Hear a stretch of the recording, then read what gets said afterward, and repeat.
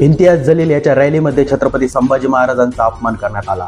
हो, यातील काही औरंगजेबाच्या नाजायज औलादींनी थेट छत्रपती संभाजी महाराज नगरच्या फलकांना सुद्धा काळं फासलं।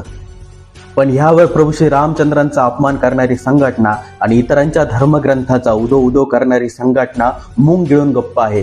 हो, शरद ब्रिगेड ही संघटना या छत्रपती संभाजी महाराजांच्या अपमानावर मूग गिळून गप्प आहे। हो, शरद ब्रिगेडच संघटना, कारण छत्रपती संभाजी राजांचं नाव लावण्याची या दुटप्पी संघटनेची पात्रता कदापि नाहीये।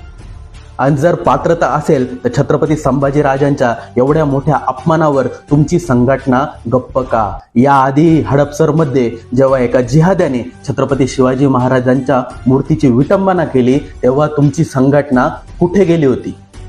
विद्यापीठांमध्ये यांना हिंदू धार्मिक कार्यक्रम चालत नाही, पण JNU नावाच्या युनिव्हर्सिटीमध्ये जेव्हा भारत तेरे तुकडे होगे सारखे नारे दिले जातात आणि छत्रपती शिवाजी महाराजांच्या जयंतीच्या दिनी छत्रपती शिवरायांचा अपमान JNU युनिव्हर्सिटीमध्ये होतो तेव्हा तुमची संघटना नेमकी कुठं गेलेली असते?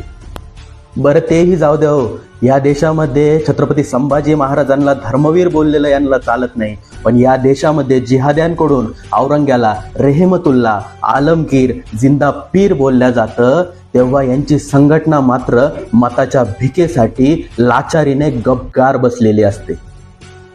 जेम्स लेन प्रकरण आणि रायगडावरील वाघ्या कुत्रा तोडला म्हणून हे स्वतःला शिवभक्त म्हणून समजून घेतात ना, मग जेव्हा विशालगड आणि लोहगडावरील अतिक्रमणाचा विषय होतो तेव्हा हे गप का असता? त्यावर यांची संघटना का बोलत नाही? हे अतिक्रमण हे छत्रपती शिवाजी महाराजांच्या काळापासून आहे असं तुम्हाला म्हणायचं आहे का?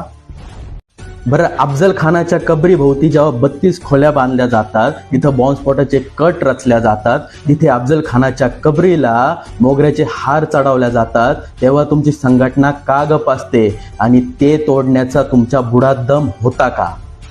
कसे तोडणार?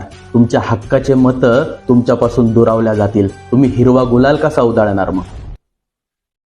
जय श्रीराम।